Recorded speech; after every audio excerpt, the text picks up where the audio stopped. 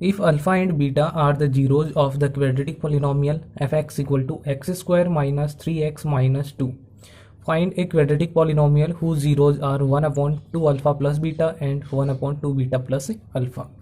तो हमें ये वाला जो पोलिनोमियल दिया हुआ है इसके जीरोज अल्फा और बीटा हैं, तो यहाँ से हम लोग अल्फा प्लस बीटा की वैल्यू तो निकाल ही सकते हैं। Alpha plus beta minus B upon A होता है, तो इस पॉलिनोमियल से वैल्यू पुट कर देंगे। बी की वैल्यू क्या आएगी, एक्स का कोफिशिएंट -3 है तो माइनस तो पहले से ही है, और बी की वैल्यू -3, और ए की वैल्यू कितनी है, एक्स स्क्वायर का कोफिशिएंट 1 है, तो अल्फा प्लस बीटा की वैल्यू ये माइनस माइनस तो प्लस का 3 हो जाएगा। इसी तरीके से अल्फा डॉट बीटा जीरोज का जो प्रोडक्ट है वो है सी अपॉन ए, तो इसकी वैल्यू क्या आ जाएगी, -2 कॉन्स्टेंट टर्म, और अपॉन में ए की वैल्यू 1 है तो इसकी वैल्यू आ जाएगी -2। तो ये दोनों चीज़ें काम में आएंगी अपने। अब बात आती है जो हमें क्वाड्रेटिक पॉलिनोमियल चाहिए उसके जीरोज बता रखे हैं, तो इन जीरोज का सम हम लोग फाइंड कर लेते हैं, क्योंकि इन दोनों का काम वहाँ पर हमें ज़रूरत पड़ेगी उन दोनों की। तो हम लोग मान लेते हैं कि लेट एस हमने मान लिया किसको, सम ऑफ जीरोज को, सम ऑफ जीरोज। और कौन से वाले जीरोज, जो ये नया पॉलिनोमियल बनाने वाले हैं उसके जीरोज का सम। बस इसी तरीके से जो पी है, पी कहाँ पर यूज करेंगे, प्रोडक्ट ऑफ जीरोज की जगह पे, प्रोडक्ट ऑफ जीरोज। और ये किसके हैं, ऑफ रिक्वायर्ड पॉलिनोमियल, जैसे कि हमने पहले वाला क्वेश्चन सॉल्व किया था, रिक्वायर्ड पॉलिनोमियल। तो हम लोग पहले एस फाइंड कर लेते हैं। एस का मतलब है जीरोज का सम, तो जीरोज क्या है उस रिक्वायर्ड पॉलिनोमियल के, 1/2 अल्फा प्लस बीटा, एक जीरोज तो ये है, प्लस दूसरे वाला जीरोज है 1/2 बीटा प्लस अल्फा। तो यहाँ पर इसको हम लोग कैसे सॉल्व करेंगे, इन दोनों का हमें एलसीएम लेना पड़ेगा। तो एलसीएम में तो दोनों ऐसे कैसे आ जाएंगे, 2 अल्फा प्लस बीटा और 2 बीटा प्लस अल्फा। जब इस वाले डिनोमिनेटर से डिवाइड करेंगे एलसीएम को, तो 2 बीटा प्लस अल्फा बचेगा, उसको 1 से मल्टीप्लाई करेंगे तो यहाँ पर 2 बीटा प्लस अल्फा आ जाएगा। फिर प्लस का साइन है तो प्लस का साइन लगा दिया। फिर इस वाले डिनोमिनेटर से डिवाइड करेंगे तो 2 अल्फा प्लस बीटा बचेगा, इसको लिख लेते हैं 2 अल्फा प्लस बीटा। तो यहाँ पर अपने पास एस इक्वल टू, यहाँ पर देखेंगे 2 बीटा अल्फा और 2 अल्फा, ये 3 अल्फा हो गया, प्लस 2 बीटा और बीटा ये 3 बीटा हो गया।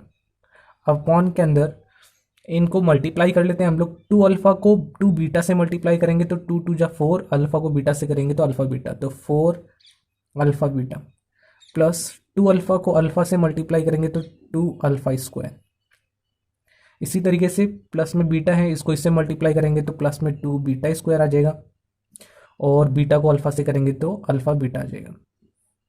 तो यहाँ पर हम लोग देखेंगे कि इन दोनों के पास 3 कॉमन आ रहा है, तो 3 कॉमन ले लिया, अंदर क्या बचेगा, अल्फा प्लस बीटा। और अपॉन में बात करें 4 अल्फा बीटा और अल्फा बीटा, तो अपने पास कितना हो गया, 5 अल्फा बीटा।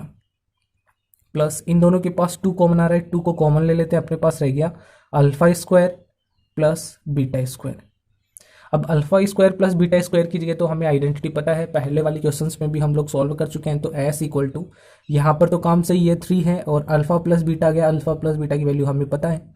अब नीचे थोड़ा और सॉल्व कर लेंगे, डिनोमिनेटर में अपने पास है 5 अल्फा बीटा, प्लस ये अपने पास 2 आ गया, और यहाँ पर alpha square plus beta square की जगह वैल्यू पुट कर देते हैं। इसकी वैल्यू थी अल्फा प्लस बीटा का whole square minus 2 alpha beta, क्योंकि इसको सॉल्व करने पर यही वैल्यू मिलती है हमें।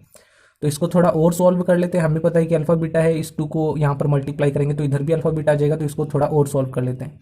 तो 3 अल्फा प्लस बीटा और अपॉन में ये 5 अल्फा बीटा, इस 2 को अंदर मल्टीप्लाई करेंगे तो यह आ जाएगा 2 इंटू अल्फा प्लस बीटा का होल स्क्वायर, और ये 2 इससे भी मल्टीप्लाई होगा तो माइनस, यहाँ पर 2 2 जा 4 अल्फा बीटा आ जाएगा। अब इस वाली टर्म को सॉल्व करते हैं, अपने पास एस इक्वल टू अपने पास आ गया 3 अल्फा प्लस बीटा, और यहाँ पर बात करें तो पहले इस वाली टर्म को लिख लेते हैं 2 इंटू अल्फा प्लस बीटा का होल स्क्वायर। अब यहाँ पर 5 अल्फा बीटा और माइनस का 4 अल्फा बीटा, तो प्लस में सिर्फ एक बार ही अल्फा बीटा बच गया, तो अल्फा बीटा लिख दिया। तो ये लास्ट टर्म आ गई अपने पास। तो एस की वैल्यू हम लोग फाइंड कर सकते हैं। तो एस इक्वल टू अपने पास 3 इंटू अल्फा प्लस बीटा की वैल्यू अपने पास आ गई थी 3। तो हमने ऊपर सॉल्व किया था, अल्फा प्लस बीटा की वैल्यू ये रही 3 है, तो यहाँ पर लिख लिया हमने 3। इसी तरीके से 2 इंटू अल्फा प्लस बीटा की जगह 3 लिखेंगे, 3 का स्क्वायर कर देंगे, प्लस में अल्फा बीटा की वैल्यू -2 है तो यहाँ पर लिख लिया हमने -2। तो अब अपने पास आ जाएगी एस की वैल्यू, एस यानी सम ऑफ जीरोज इक्वल टू जो रिक्वायर्ड पॉलिनोमियल है उसके सम जीरोज का सम क्या होगा, 3 3 जा यहाँ पर आ गया 9, 3 का स्क्वायर जो होगा वो कितना हो जाएगा 9, 9 2 जा कितना हो जाएगा 18, तो यहाँ पर तो आ गया 18, ये प्लस माइनस तो माइनस का 2 आ जाएगा, तो यहाँ पर अपने पास वैल्यू कितनी आ गई 9/18 में से 2 माइनस करेंगे तो 16, तो ये अपने पास वैल्यू है एस इक्वल टू 9/16 जो कि अपने काम आएगी फॉर्मूले के अंदर। तो सम ऑफ जीरोस तो हमने फाइंड कर लिया 9/16 आएगा। इसी तरीके से आगे प्रोडक्ट ऑफ जीरोज भी फाइंड कर लेते हैं, यानी पी की वैल्यू, तो जीरोज अपने पास थे 1/2 alpha plus beta into 1/2 beta plus alpha. अब इनको मल्टीप्लाई करने की हमें कोई ज़रूरत नहीं पड़ेगी, क्योंकि हमें पता है कि 1 को 1 से मल्टीप्लाई करेंगे तो 1 आएगा और नीचे इन दोनों को मल्टीप्लाई करना पड़ेगा। इन दोनों को मल्टीप्लाई हम लोग पहले ही कर चुके हैं। इधर हमने देखा कि ये दोनों मल्टीप्लाई होकर ये वाली टर्म आई, उसके बाद ये वाली टर्म आ गई, फिर ये वाली टर्म आ गई, फिर ये तो मल्टीप्लाई करके हमने सॉल्व किया ही है। तो यहाँ पर अपने पास जो लास्ट इक्वेशन बनी थी वो बनी थी ये वाली, और आप लोग चाहें तो सिमिलरली लगा के डायरेक्ट लिख सकते हैं कि अपॉन के अंदर जो आंसर आया था वही तो आएगा, 16 ही इसका आंसर आएगा, यानी 1/16 हो जाएगा। तो आप लोग ये वाली लिख सकते हैं सीधे ही लास्ट वाली, या यहाँ पर पूरा सॉल्व करने की कोई ज़रूरत नहीं पड़ेगी।